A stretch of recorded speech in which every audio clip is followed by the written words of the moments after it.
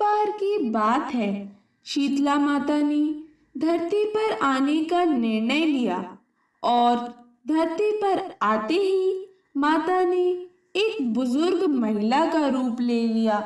तभी शीतला माता राजस्थान के डूंगरी गांव में पहुंची और इधर उधर की गलियों में घूमने लगी। जैसे ही शीतला माता गलियों में घूम रही थी, तभी अचानक से उनके ऊपर किसी महिला ने चावल का उबलता हुआ पानी डाल दिया। उबला हुआ पानी डालने के कारण शीतला माता के शरीर से छाले निकल आए, जिसके कारण माता को बहुत जोर से जलन होने लगी और पूरे शरीर में अत्यधिक पीड़ा होने लगी।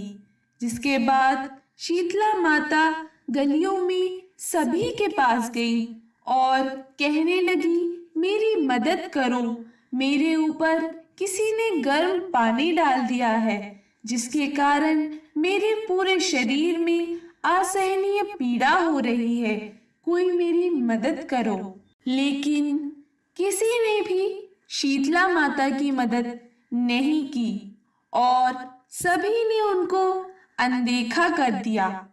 थोड़ी दूर चलने के बाद जब शीतला माता एक कुम्हार के पास पहुंची, तो उस कुम्हार की पत्नी ने शीतला माता को देखा कि इनके शरीर में तो बड़े बड़े छाले पड़े हैं और माता जी ने कुम्हार की पत्नी से कहा, मेरी मदद करो, मेरे शरीर में असहनीय पीड़ा हो रही है और बहुत तेज जलन हो रही है। जिसके बाद कुम्हार की पत्नी ने शीतला माता को अपने पास बुलाया और उनसे कहा, माँ जी आप यहाँ बैठ जाइए।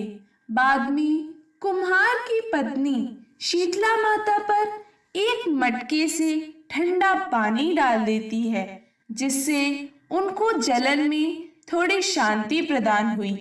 बाद में कुम्हार की पत्नी ने शीतला माता से कहा, माँ जी मेरे घर में रबड़ी और दही रखा है जो कल रात का है, आप इसको खा लीजिए। जिसके बाद शीतला माता जी कुम्हार की पत्नी के दिए हुए रात के बासी खाने को खा लेती हैं और उनको दर्द में आराम मिल जाता है।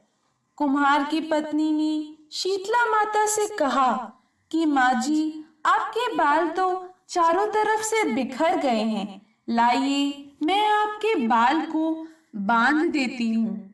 जैसे ही कुम्हार की पत्नी ने शीतला माता के बालों को बांधना शुरू किया, तो उसने देखा कि उस बुजुर्ग महिला के पीछे भी एक आंख है, जिसको देखकर कुम्हार की पत्नी बहुत डर गई और वहां से भागने लगी।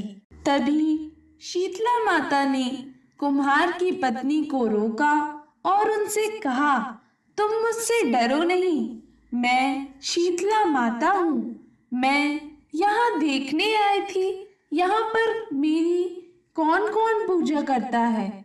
और ऐसा बोलकर शीतला माता ने अपने असली रूप में उस कुम्हारन को दर्शन दिए। जिसके बाद कुम्हार की पत्नी ने जैसे ही शीतला माता को असली रूप में देखा, तो वह तुरंत शीतला माता के पास गई और कहने लगी, माता मैं आपको अपने घर में कहाँ पर बिठाऊं? मेरे घर की चारों तरफ तो गंदगी फैली हुई है और बैठने तक की जगह नहीं है। जिसके बाद शीतला माता उस कुम्हार की पत्नी के पाले हुए गधे पर बैठ गई और फिर उन्होंने कुम्हार के घर की साफ सफाई कर कुम्हार के घर की दरिद्रता को एक डलिया में भरकर बाहर फेंक दिया। बाद में शीतला माता ने उस कुम्हार की पत्नी से खुश होकर कहा कि मांगो, तुम्हें जो वरदान मांगना हो, मैं तुमसे बहुत प्रसन्न हूँ। तभी कुम्हार की पत्नी ने शीतला माता से कहा, माता, आप हमें वरदान के रूप में इतना दीजिए कि आप हमारे राजस्थान के डूंगरी गांव में ही निवास करें और जो भी मनुष्य सप्तमी और अष्टमी को आपकी पूजा करे, व्रत रखे और आपको ठंडे भोजन से भोग लगाए, आप उनके घर की गरीबी भी खत्म करें। और जो भी महिला आपकी पूजा सच्चे मन से करे, आप हमको अपना आशीर्वाद दे और सभी लोगों को रोग से मुक्त करें। शीतला माता ने कुम्हार की पत्नी की बात मानकर कहा, तथास्तु, तुम्हारा यह वर जरूर पूरा होगा। जिसके बाद शीतला माता ने कुम्हार की पत्नी से कहा कि तुम अपने घर में इस घड़े के पानी को चारों ओर से छिड़क लेना, क्योंकि कल पूरे गांव में आग लगेगी लेकिन तुम्हारे घर में नहीं लगेगी। जिसके बाद कुम्हार की पत्नी ने शीतला माता की बात मानकर घड़े के पानी को अपने घर के चारों ओर छिड़क लिया। जब अगला दिन शुरू हुआ तो सबके घर में आग लग गई, लेकिन कुम्हार के घर में आग नहीं लगी, जिसको देखकर सभी लोग आश्चर्यचकित हो गए और वह सभी लोग राजा के पास गए, उनको सारी बात बताई कि हमारे घर में आग लगी है और कुम्हार के घर में आग नहीं लगी। राजा भी यह सुनकर बहुत आश्चर्यचकित हो गया। जिसके बाद राजा ने अपने सेवक को भेजकर उस कुम्हार की पत्नी को अपने दरबार में बुलवाया। जब कुम्हार की पत्नी राजा के दरबार पहुंची है, तब राजा ने उससे पूछा कि तुम्हारे घर को छोड़कर बाकी सभी के घर में आग कैसे लग गई? तुम्हारे घर में आग क्यों नहीं लगी? तब कुम्हार की पत्नी ने बताया, कल मेरे घर में शीतला माता आई थी और उन्हीं की कृपा से ऐसा हुआ है। यह सुनकर राजा और सभी गांव वाले एकदम स्तब्ध रह गए।